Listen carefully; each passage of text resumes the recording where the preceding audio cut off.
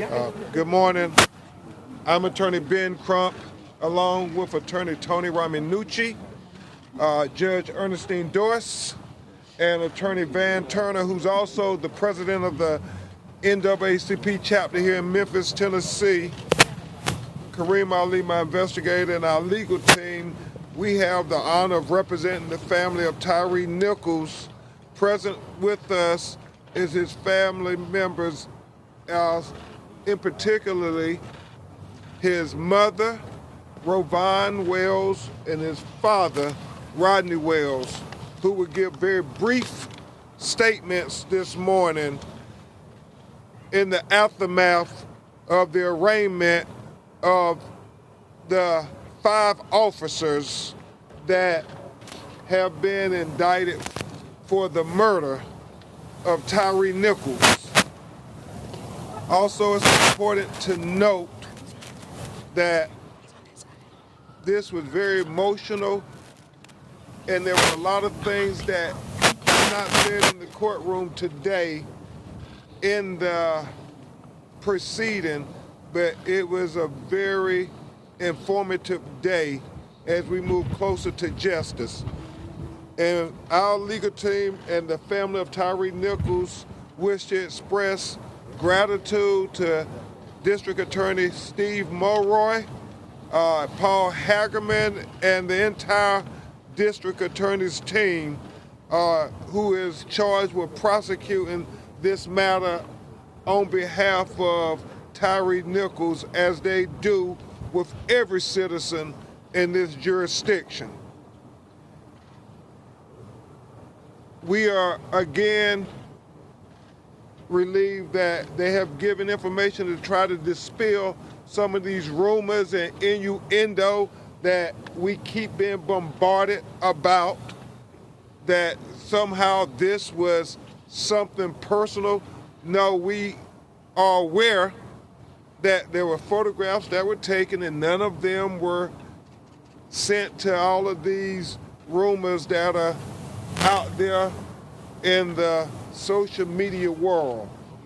The family is dealing with enough grieving the death of Tyre and their brave fight for justice than to have to deal with all these salacious rumors.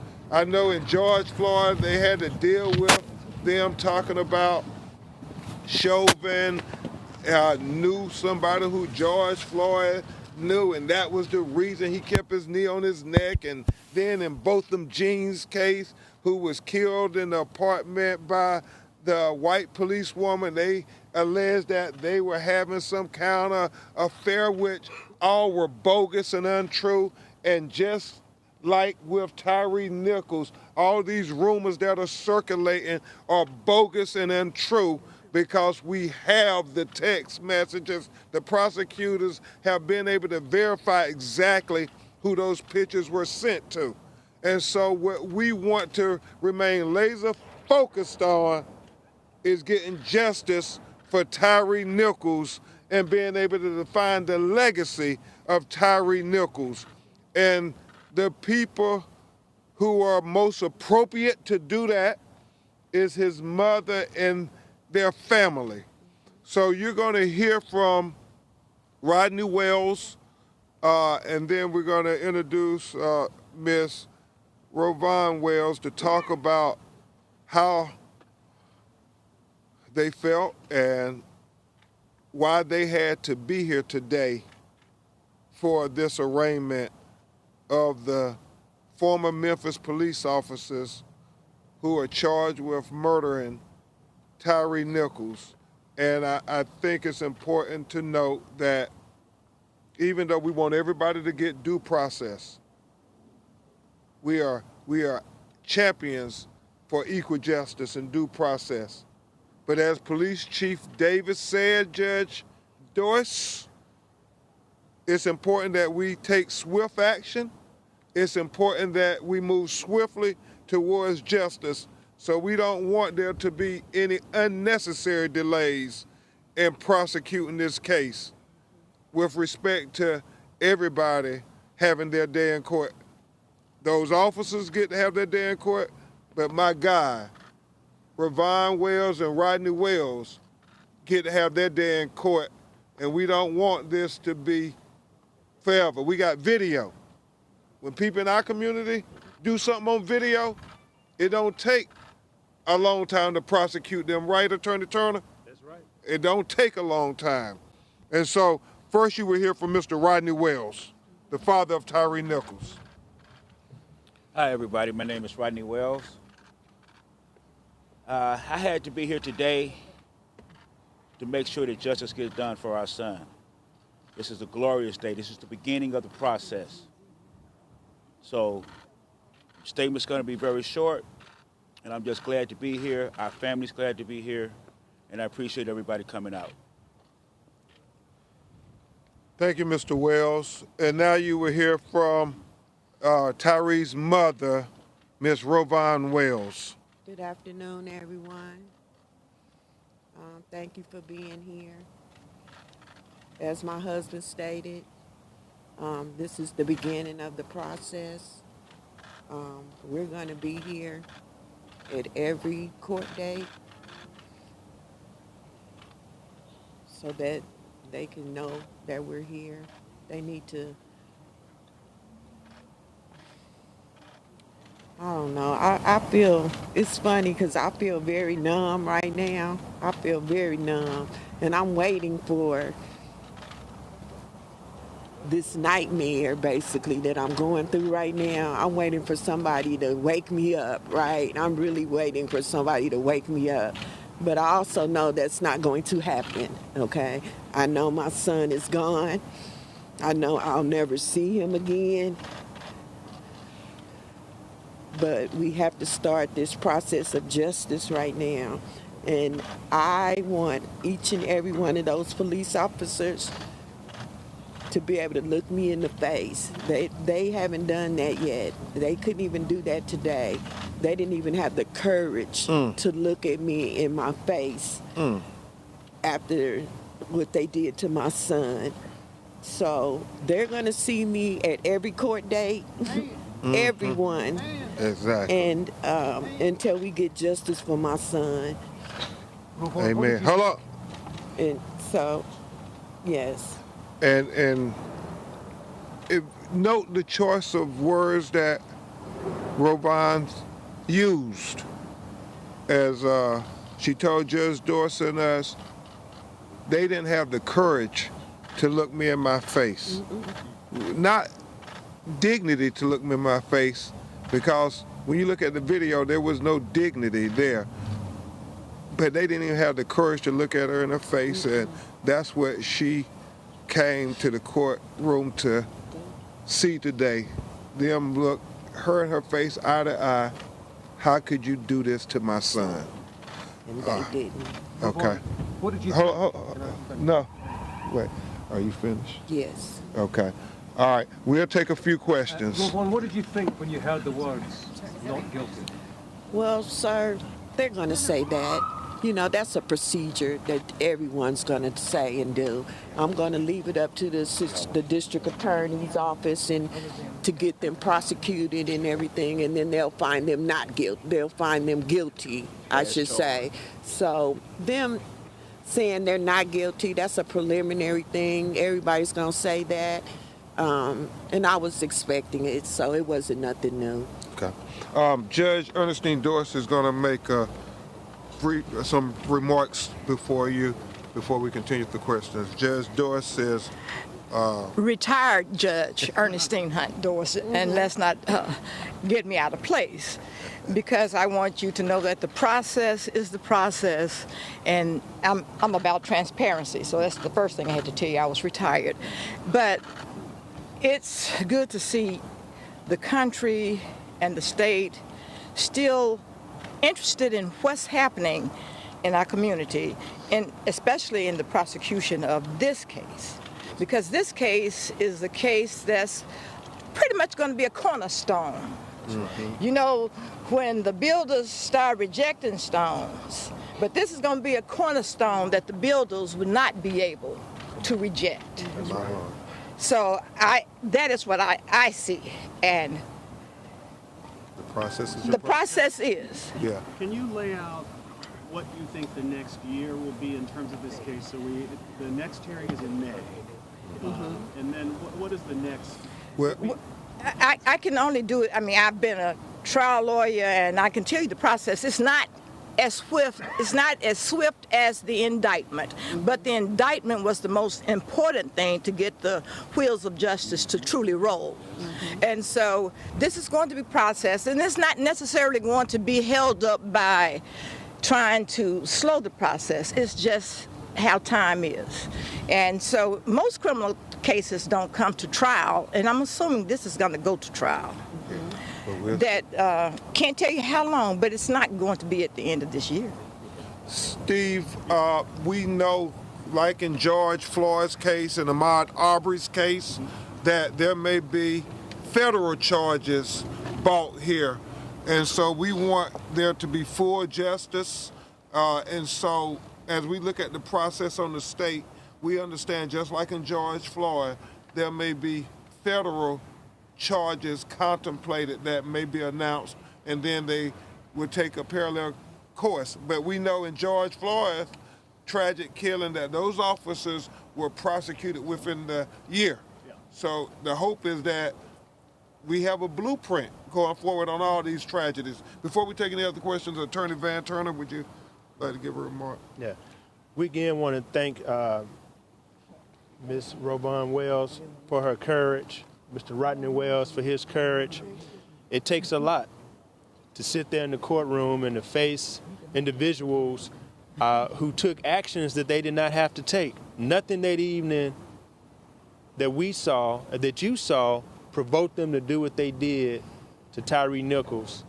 And here we have a family, we have a son that's lost a father, and we just, we feel their pain, and we're going to be here with them throughout the way.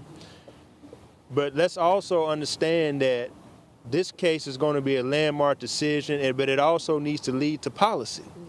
How do we stop this from happening again? The state needs to pass the Tyre Nichols Police Reform Act. Amen. We need the governor to sign the bill. The governor, Bill Lee, needs to stand up for this family. We want the thoughts, we want the prayers, but we want action. Amen. We want this bill passed right now, the Tyre Nichols Police Reform Act.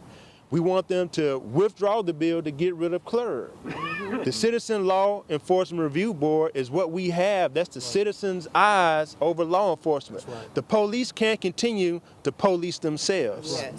So if we are really serious about justice for Tyre, we want to make sure that there's a swift prosecution and that these guys serve the time for what they did, and we want to make sure that there's swift action at the Tennessee legislature with passing this bill, and we want them to immediately withdraw the bill that would undo CLERB right now, today. Yes. We want them to withdraw that bill because that's the citizens' eyes over law enforcement. We're going to continue to pray for this family, and we're going to continue to say justice for Tyre.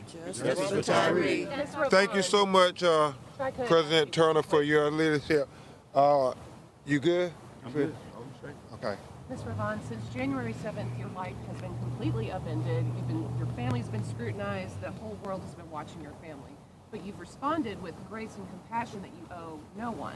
So I wanted to ask you, what's holding you together right now, and what is sustaining both you and Mr. Wells? Well, the only thing I could tell you is the prayer. I have people reached out to me from all over the world. I have received sympathy cards from people that I don't even know. People are praying for our family. God is what's holding us up. And the fact that, again, I have to always keep in mind that my son was sacrificed for the greater good. That's what's holding me up, and that's what's keeping me together. And the fact that I do have 3 other children that I have to stay strong for. Because if I break down, then they're going to break down. So me being a mother, I have to stay as strong as I can for my other children. Amen. Yes, ma'am. And then we'll come to you.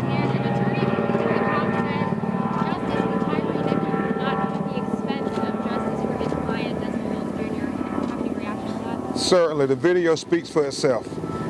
Mr. Wells, mentioned the photographs that were taken from the scene. Police Chief Davis has said they've been shared with other people.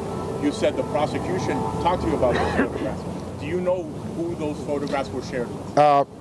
Apparently, this isn't the first time that particular officer has done this, but we just wanted to dispel the rumors that the family were being bombarded with, and they didn't want to have to deal with that additional trauma and drama. So we want to clear that up once and for all. Do you know who they were? We do not, but they know. Yeah. Can you elaborate on the findings of your internal or independent autopsy results, specifically related to any substances being in Tyre's body that those officers agreed to on that day? No, we don't have the toxicology yet, but we feel confident that Tyre was not under any kind of intoxication or anything like that.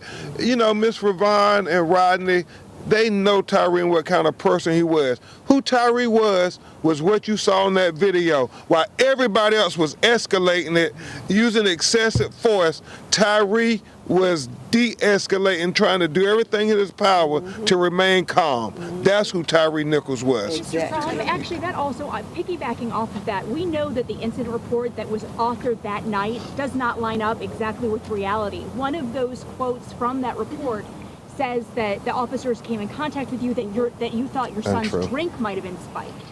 Was that a fabrication? Taken out of context. It was something taken out of context. And so the prosecutor will deal with all of that. Yeah, I can't go any further with it, but it was taken out of context. Completely out of context. Completely taken out of context. We think that from the beginning it was a conspiracy to cover up this murder. That's right. Yes. Ben, can I ask? The city has said that it's going to release more video and recordings. Are they going to offer you to see those first? Yes, they did. They did say that. We don't know when, but they said they would, out of respect for the family, they would let them see and hear the videos. Ben, should Preston Hemphill, the 6th officer who was at the scene when Tyre was first stopped, should he face charges? Well, certainly Miss Ravon Wells is asking that question, and so it is our hope that every officer who had anything to do with the death of her son will be held accountable, and we will leave that for the prosecutors. Mr. Crump, what is the timing of any civil litigation against the city of Memphis? Well, we're trying to get the completed autopsy report in our hands, but we will be seeking full justice for Tyre Nichols. That is criminal culpability, civil accountability, and as my co-counsel Van Turner said, policy. We want legislative action, because getting justice for Tyre isn't about just having accountability of these officers. It's about trying to prevent anybody else from being killed in this manner. One last question, ma'am. Mr. Crump, you said that you saw the text that went along with the picture. Can you tell us? No, I didn't see the text. They told us about the text, and they told us that all of this stuff that is rampant out there on social media is completely untrue. It's bogus, and they know that the text messages who they went to had nothing to do with all this stuff that you all have been hearing on social media, and some of you have reported. And the only reason that they thought it was important, and I think it's important to speak to it, so they will quit harassing the family over this ancillary matter, has nothing to do with the reason why this happened to Tyre Nichols. This Scorpion unit had a pattern and practice of doing this to black people in Memphis. That's it. You don't need to go no further than that. We talk about these special police units or these proactive policing, and they do this stuff in marginalized communities of color, where they trample on the constitutional rights and human rights of black and brown citizens. They don't do that in the white communities to white citizens. That is why Tyre Nichols was killed, because of this excessive force policing of black citizens. Thank you. Mr. Crumble, I live in the city of Memphis. A lot of Memphians are concerned that these officers are still on the street. A lot of these officers are still on the street. Yes, ma'am. I mean, they've been rearranged. What do you, should the city... You were